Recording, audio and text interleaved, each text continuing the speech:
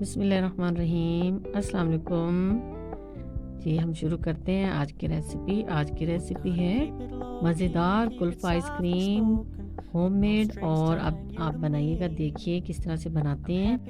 ہم نے ایک پیک ٹیٹرا کریم لی ہے اور گھر کی ملائی آدھی پیالی لی ہے، تو دونوں کو جو ہے مکس کر لیں گے ایک ساتھ۔ جو ہے نا ہم نے اچھی طرح سے جو ہے اس کو ہم نے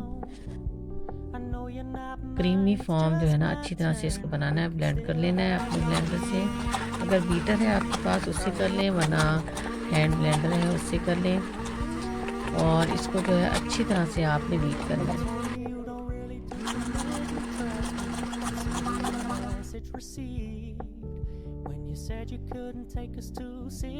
چلے بلینڈ ہو گئی، تو جو ہے یہ بلینڈ ہو گئی تھی۔ اب ہم نے اس میں جو ہے نا کنڈنس ملک ایڈ کیا ہے۔ اس کی ریسیپی ہم آپ کو پہلے ہی بتا چکے ہیں، آئی بٹن میں اس کا لنک دے دیں گے، وہاں سے جا کے دیکھ لیجئے گا۔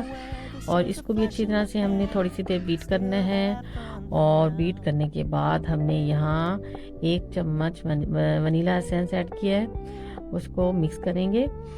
اس کے بعد ہم ایک باؤل لیں گے جس میں ہمیں اپنی آئس کریم کو جو ہے فریز کرنا ہے۔ ہم نے نیچے جو ہے پستہ وہ کوٹ لیے تھے، وہ نیچے ہم نے پھیلا دیے ہیں، اور بآسانی جو ہے نا اس طرح سے مکس ہو جائیں گے۔ اس کے بعد ہم نے اپنی جو آئس کریم جو ہم نے بیٹ کی ہے وہ اس میں ایڈ کر دیں گے ساری، اور اس کو جو ہے ہم ایڈ کرنے کے بعد جو نیچے ہم نے پستہ ڈالے تھے وہ مکس کر دیں گے۔ ایسے اچھی طرح سے مکس ہو جاتے ہیں۔ It's just my turn, but we can still have fun for now. No, I never wanna play happy families with you, but I like having you around. I'm fully aware this is a flash in the pan. اور تھوڑا سا پستہ ہم نے بچا لیا تھا بعد کے لیے، اب ہم اس کے اوپر تھوڑے سے یہاں پہ پھیلا دیں گے،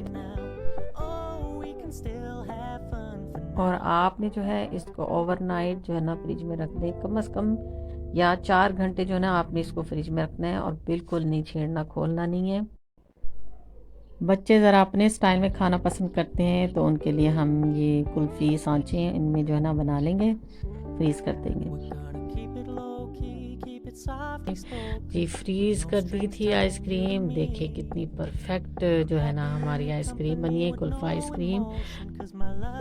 اور جب آپ فریزر سے آئس کریم باؤل نکالیں تو اس کو 5 سے 10 منٹ تک ایسے ہی باہر رکھ دیں، تاکہ ایزیلی آپ کی جو آئس کریم ہے وہ باؤل سے نکل جائے، ٹوٹے نہیں۔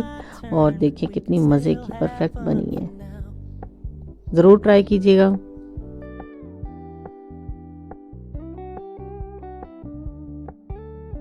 Told me you don't really do commitment, trust me, consider your message received. When you said you couldn't take us too seriously, I must admit I was relieved, 'cause I never wanna play happy families with you, but I like having you around.